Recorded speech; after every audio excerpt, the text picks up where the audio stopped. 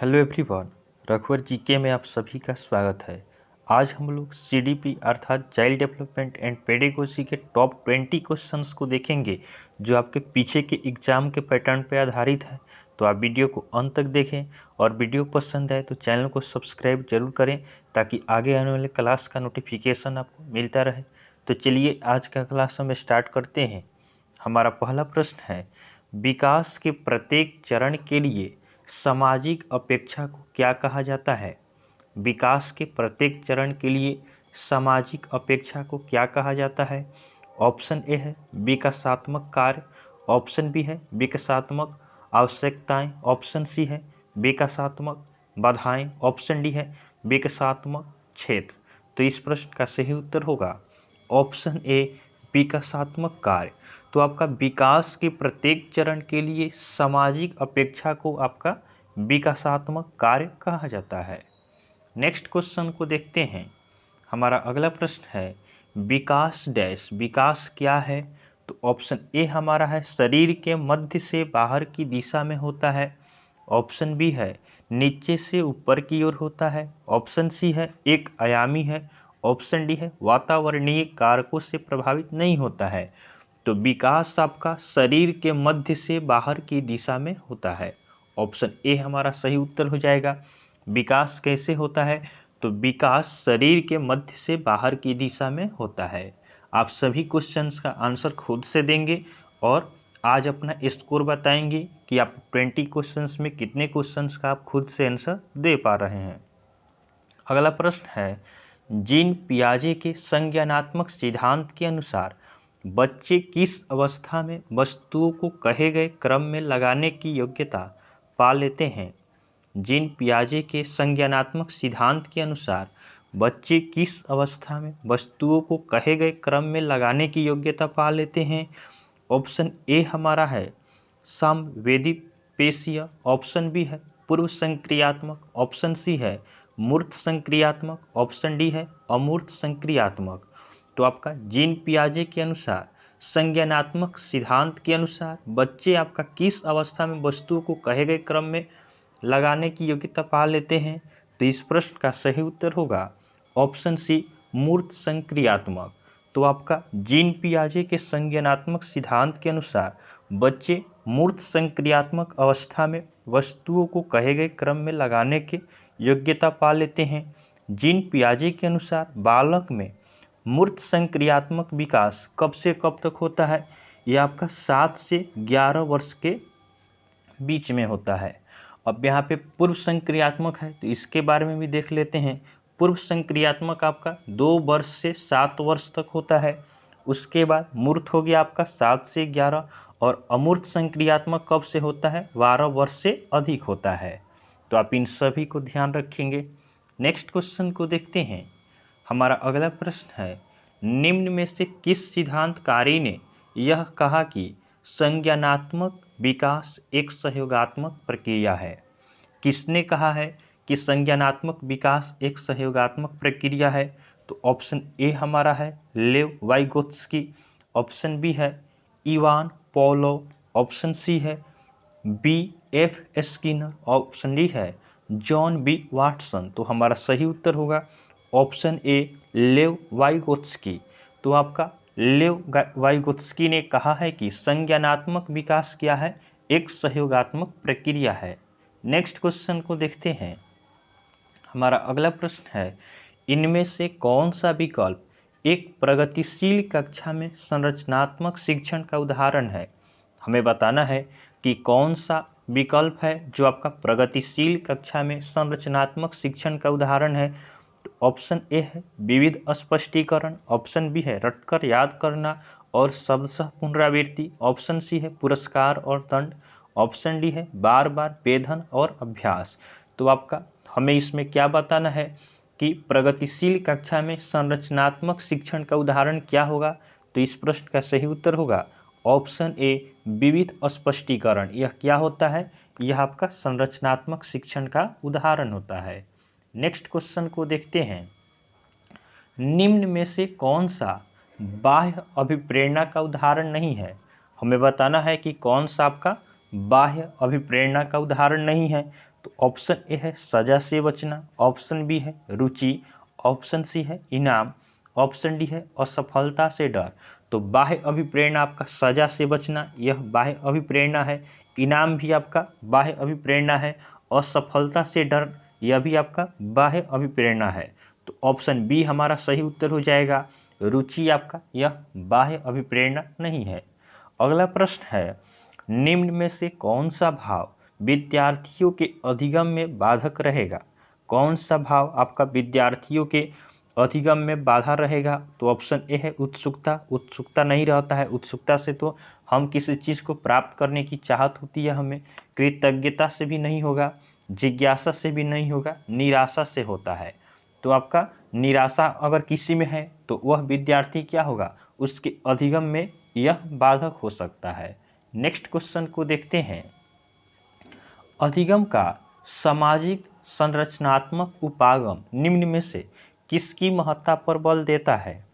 अधिगम का सामाजिक संरचनात्मक उपागम निम्न में से किसकी महत्ता पर बल देता है? तो ऑप्शन ए है इनाम और दंड, ऑप्शन बी है मानकीकृत आकलन, ऑप्शन सी है सांस्कृतिक संदर्भ, ऑप्शन डी है प्रतिपादक अध्यापक। तो हमारा सही उत्तर होगा ऑप्शन सी सांस्कृतिक संदर्भ। तो अधिगम का सामाजिक संरचनात्मक उपागम निम्न में से किसकी महत्ता पर बल देता है? तो यह आपका सांस्कृतिक संदर्भ पर बल देता है। नेक्स्ट क्वेश्चन को देखते हैं। सभी क्वेश्चंस आपके पीछे के एग्जाम के आधार पे हैं। यह काफ़ी इंपॉर्टेंट वीडियो आपके लिए है, तो आप वीडियो को पूरा देखें। अगला प्रश्न है, अधिगम सबसे अधिक प्रभावशाली और अर्थपूर्ण होगा। अधिगम सबसे अधिक प्रभावशाली और अर्थपूर्ण होगा यदि ऑप्शन ए है यह संदर्भित रूप से हो, ऑप्शन बी है अधिगमकर्ता प्रदर्शन अभिमुखी हो, ऑप्शन सी है अधिगमकर्ता बाह्य कारकों से अभिप्रेरित हो, ऑप्शन डी है जानकारी असंबंधित खंडों से प्रस्तुत किए जाए। तो अधिगम सबसे अधिक प्रभावशाली और अर्थपूर्ण होगा यदि यह संदर्भित रूप से हो। तो ऑप्शन ए हमारा सही उत्तर होगा। नेक्स्ट क्वेश्चन को देखते हैं, ऐसी गतिविधियों का चयन जिसमें अंतःदृष्टि और विविध प्रकार के उत्तर देने की संभावनाएं हों, वे किसे समुन्नत करती है? ऐसी गतिविधियों का चयन जिसमें अंतःदृष्टि विविध प्रकार के उत्तर देने की संभावनाएं हैं, वे किससे समुन्नत करती है? तो आपका इस प्रश्न का सही उत्तर होगा ऑप्शन बी सृजनात्मकता को। तो आपका ऐसी गतिविधियों का चयन जिसमें अंतःदृष्टि और विविध प्रकार के उत्तर देने की संभावनाएं हैं, क्या है इसमें विविध प्रकार के उत्तर देने की संभावनाएं हैं, वे किससे समुन्नत करती है? तो इसका सही उत्तर होगा ऑप्शन बी सृजनात्मकता को। नेक्स्ट क्वेश्चन को देखते हैं। अगला प्रश्न है, परीक्षा में कम अंक पाने वाले विद्यार्थी को ऑप्शन ए हमारा है कि विशिष्ट विद्यालय में भेज देना चाहिए। तो यह गलत है कि कम अंक पाने वाले विद्यार्थियों को विशिष्ट विद्यालय में नहीं भेजना चाहिए। ऑप्शन बी है केवल व्यावसायिक शिक्षा पाने के लिए मार्गदर्शन देना चाहिए। तो यह भी सही नहीं है। ऑप्शन सी है दंड देना चाहिए। तो यह भी आपका उचित नहीं है। ऑप्शन डी है उसकी व्यक्तिगत आवश्यकताओं के अनुसार सहायता देनी चाहिए। तो यह हमारा सही उत्तर हो जाएगा कि परीक्षा में कम अंक पाने वाले विद्यार्थियों को उसकी व्यक्तिगत आवश्यकताओं के अनुसार सहायता देनी चाहिए। नेक्स्ट क्वेश्चन को देखते हैं। हमारा अगला प्रश्न है, बच्चों के अधिगम में शारीरिक स्वास्थ्य और सांवेगिक अवस्था डैश है। तो बच्चों के अधिगम में शारीरिक स्वास्थ्य और सांवेगिक अवस्था, ऑप्शन ए है का कोई आपसी संबंध नहीं है। तो यह गलत है। ऑप्शन बी है की भूमिका नगण्य है। तो यह भी नहीं होगा। ऑप्शन सी है का कोई प्रभाव नहीं होता है। तो यह भी नहीं होगा। ऑप्शन डी हमारा सही उत्तर होगा कि बच्चों के अधिगम में शारीरिक अवस्था और सांवेगिक अवस्था की एक महत्वपूर्ण भूमिका है। नेक्स्ट क्वेश्चन को देखते हैं, कक्षा में प्रभावशाली अधिगम के लिए डैश वातावरण की रचना करनी चाहिए बजाय डैश वातावरण के। तो कक्षा में प्रभावशाली अधिगम के लिए किस प्रकार के वातावरण को हमें क्या करना चाहिए, प्रस्तुत करनी चाहिए? तो इसका सही उत्तर होगा ऑप्शन सी सहयोगिक और प्रतिस्पर्धी। तो कक्षा में प्रभावशाली अधिगम के लिए आपका सहयोगिक वातावरण होना चाहिए बजाय प्रतिस्पर्धी, तो प्रतिस्पर्धा नहीं होना चाहिए, हमें सहयोगिक वातावरण को प्रस्तुत करना चाहिए। अगला प्रश्न है, अधिगम एक डैश व डैश प्रक्रिया है। अधिगम किस प्रकार की प्रक्रिया है? तो इस प्रश्न का सही उत्तर आपका होगा ऑप्शन सी, जटिल व सक्रिय। अधिगम क्या है? अधिगम एक जटिल व सक्रिय प्रक्रिया है। नेक्स्ट क्वेश्चन को देखते हैं, बच्चों के समाजीकरण में विद्यालय। तो बच्चों के समाजीकरण में विद्यालय आपका प्राथमिक कारक है या द्वितीय कारक है कि कोई भूमिका नहीं होती या बहुत भूमिका होती है? तो बच्चों के समाजीकरण में विद्यालय आपका क्या है? यह द्वितीय कारक है। तो ऑप्शन बी हमारा सही उत्तर हो जाएगा कि बच्चों के समाजीकरण में विद्यालय द्वितीय कारक होता है। प्राथमिक कारक कौन होता है? तो प्राथमिक कारक आपका परिवार होता है। बच्चे सबसे पहले आपका समाजीकरण की शिक्षा कहाँ से सीखते हैं? परिवार से सीखते हैं। तो परिवार पूछे कि बच्चों के समाजीकरण में परिवार की क्या भूमिका है, तो परिवार आपका प्राथमिक कारक होता है और विद्यालय द्वितीय कारक होता है।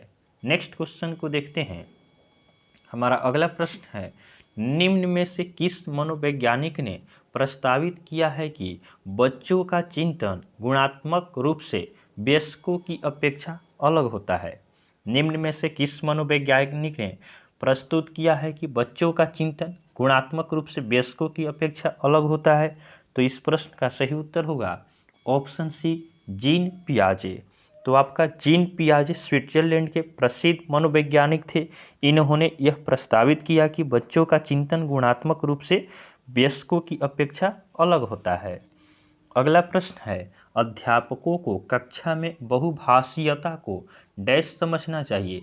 तो आपका अध्यापकों को कक्षा में बहुभाषीयता को क्या समझना चाहिए? तो इस प्रश्न का सही उत्तर होगा ऑप्शन सी, एक गुण और साधन। तो बहुभाषीयता को शिक्षक को एक गुण और साधन समझना चाहिए, समस्या नहीं समझना चाहिए, उसे एक व्यवस्थागत मुद्दा नहीं समझना चाहिए, रुकावट भी नहीं समझना चाहिए। नेक्स्ट क्वेश्चन को देखते हैं, आंशिक दृष्टि वाले विद्यार्थियों के लिए निम्न में से कौन सी अधिगम सामग्री उपयुक्त नहीं है? आंशिक दृष्टि वाले अर्थात जो बच्चे कम देखते हैं उनके लिए आपका निम्न में से कौन सी अधिगम सामग्री उपयुक्त नहीं है? ऑप्शन ए हमारा है बोलती पुस्तकें, स्पर्शी सूचना पट। तो यह आपका क्या है? आंशिक दृष्टि वाले बच्चों के लिए उपयोगी होता है। ऑप्शन बी हमारा है छोटी मुद्रण वाली कार्य शीट। ऑप्शन सी है बड़े आकार में मुद्रित पुस्तकें। तो यह भी आपका आंशिक दृष्टि वाले बच्चों के लिए उपयोगी है। ऑप्शन डी है त्रिविमीय नक्शे और चार्ट। तो यह भी आपका आंशिक दृष्टि वाले बच्चों के लिए उपयोगी होता है। तो ऑप्शन बी हमारा सही उत्तर हो जाएगा कि आंशिक दृष्टि वाले विद्यार्थियों के लिए निम्न में से कौन सी अधिगम सामग्री उपयुक्त नहीं है? तो छोटी मुद्रण वाली कार्यशीट यह आपका क्या होता है? आंशिक दृष्टि वाले बच्चों के लिए उपयुक्त नहीं है। नेक्स्ट क्वेश्चन को देखते हैं, बाल्यावस्था की अवधि में विकास। तो बाल्यावस्था की अवधि में विकास कैसे होता है? तो विकास में केवल परिमाणात्मक परिवर्तन होते हैं। ऑप्शन बी है अनियमित और असंबद्ध होता है। ऑप्शन सी है बहुस्तरीय और मिश्रित होता है। ऑप्शन डी है कोई नहीं। तो बाल्यावस्था की अवधि में विकास आपका बहुस्तरीय और मिश्रित होता है। ऑप्शन सी हमारा सही उत्तर होगा। आज का हमारा लास्ट क्वेश्चन है कि निम्नलिखित में से कौन सा उदाहरण विद्यार्थियों की अधिगम के लिए अभिप्रेरित करने के लिए प्रभावशाली पद्धति है? निम्नलिखित में से कौन सा उदाहरण विद्यार्थियों की अधिगम के लिए अभिप्रेरित करने के लिए प्रभावशाली पद्धति है? तो ऑप्शन ए है वे कार्य देना जो कि बहुत सरल हो। तो यह आपका सही नहीं है। ऐसा नहीं करना चाहिए कि जो बच्चे को क्या आसान लगे उसी को न देना चाहिए। ऑप्शन बी है प्रतियोगिताओं के लिए बहुत से अवसर उत्पन्न करना। ऑप्शन सी है पाठ उपलब्ध कराना, विशेषकर जब विद्यार्थी कोई नया कौशल सीख रहे हों। पाठ अर्थात क्या होता है? इसका अर्थ हो जाएगा आधारभूत संरचनात्मक ज्ञान। ऑप्शन डी है सीखने से ज़्यादा कार्य पूर्ण करने पर बल देना चाहिए। तो निम्नलिखित में से कौन सा उदाहरण विद्यार्थियों की अधिगम के लिए अभिप्रेरित करने के लिए प्रभावशाली पद्धति है? तो इसका सही उत्तर हो जाएगा ऑप्शन सी, पाठ अर्थात आधारभूत संरचनात्मक ज्ञान उपलब्ध कराना, विशेषकर जब विद्यार्थी कोई नया कौशल सीख रहा हो। तो इस तरह हमने टॉप 20 क्वेश्चंस आपका बाल विकास एवं शिक्षा शास्त्र का आज हमने पढ़ा है। आप अपना स्कोर जरूर बताएंगे कि 20 क्वेश्चन में से आपको कितना इसमें से आया है। आप स्कोर हमें कमेंट जरूर करेंगे। तो आपको वीडियो पसंद आया हो तो आप वीडियो को लाइक करें, चैनल को सब्सक्राइब करें तथा अपने फ्रेंड के साथ इसे जरूर शेयर करें। तो चलिए आज के लिए हम इतना ही रखते हैं, फिर आपसे नेक्स्ट वीडियो में मिलेंगे। तब तक के लिए धन्यवाद।